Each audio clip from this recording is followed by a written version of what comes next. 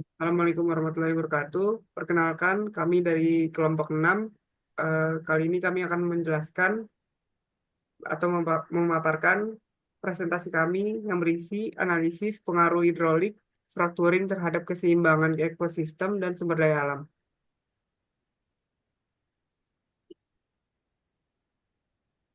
Di sini ada nama-nama anggota kami. Pertama ada Muhammad Ali Abdul Ghani Barata 16424395. Dua ada Teuku Kaisar Aman Mirza 164243. Ketiga ada saya sendiri, Zaki Muhammad Akmal 16424451.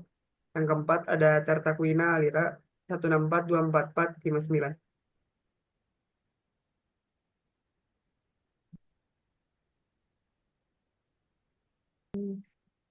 Pertama, ada deskripsi umum. Deskripsi umum itu merupakan metode stimulasi sumur untuk meningkatkan aliran hidrokarbon dari reservoir ke permukaan. Nah, di mana itu untuk memompakan si fluida perkah bertekanan tinggi ke dalam si formasi buatannya. Lalu proses ini menciptakan juga rekahan pada batuan yang kemudian diisi dengan material pengganjalnya, seperti pasir atau propan sintesis. Untuk menjaga rekahan tetap terbuka dan mempermudah aliran minyak, si gas sumur produksi itu mulai diinjeksi melalui fluida. Nah, fluida itu terdiri dari air, pasir, dan aditif kimia, di mana tekanan tinggi itu akan memecah batuan dan menciptakan jalur si permeable. Propannya itu berfungsi sebagai penyangga. Lalu agar si perekahannya itu dapat tetap terbuka setelah injeksi dihentikan, teknik ini bergantung pada si reservoirnya itu, yaitu ada fluida perkah dengan viskositasnya yang cukup membawa propan dan propan kuat untuk berukuran sesuai dengan menjaga si rekahannya itu tetap terbuka. Ketiga, ada desain rekahan seperti model KGD atau PKN yang memastikan si rekahannya itu mencapai zona pada target dan meningkatkan produktivitas di sumur itu.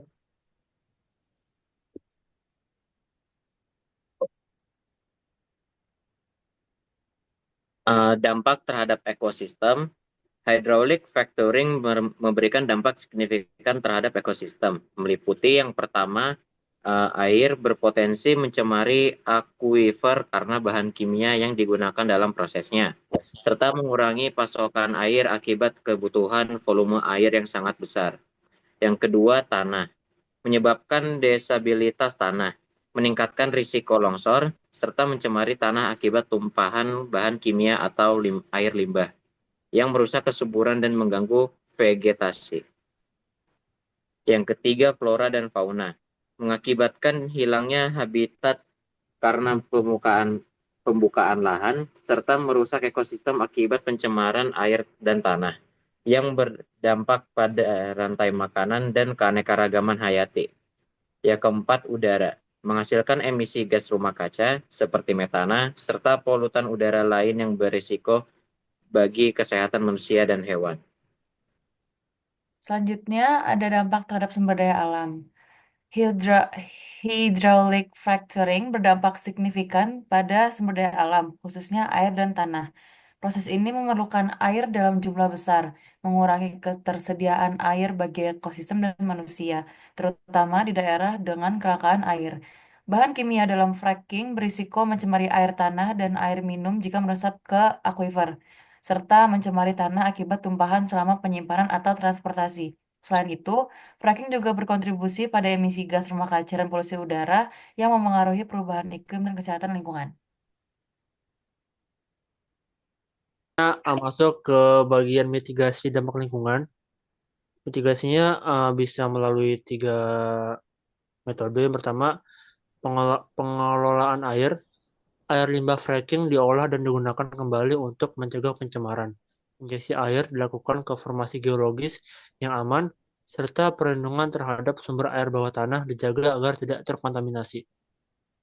Yang kedua, pemantauan kualitas udara. Penggunaan teknologi untuk mengendalikan emisi, termasuk emisi metana dan gas rumah kaca, serta pemantauan rutin dilakukan guna menjaga kualitas udara. Yang ketiga, pemantauan seismik. Sistem pemantauan dini diterapkan untuk mendeteksi aktivitas seismik akibat fracking dengan penyesuaian volume dan tekanan injeksi guna mengurangi risiko gempa bumi. Yang terakhir adalah kesimpulan dan saran. Hydraulic fracturing merupakan metode untuk meningkatkan produksi hidrokarbon melalui rekahan batuan menggunakan fluida bertekanan tinggi. Namun, metode ini memiliki dampak negatif pada ekosistem, seperti pencemaran air akibat bahan kimia yang meresap dan penggunaan air dalam jumlah besar. Setelah itu, kerusakan tanah akibat tumpahan bahan kimia, gangguan pada flora dan fauna, polusi udara dari emisi gas rumah kaca, serta peningkatan aktivitas seismik.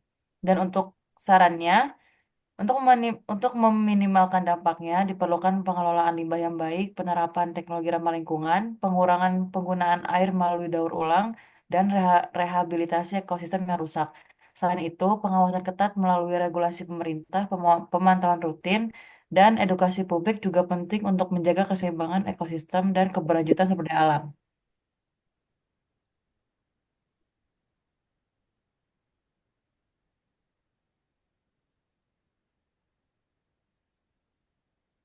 Ya, kurang lebihnya mohon maaf. Terima kasih. Assalamualaikum warahmatullahi wabarakatuh.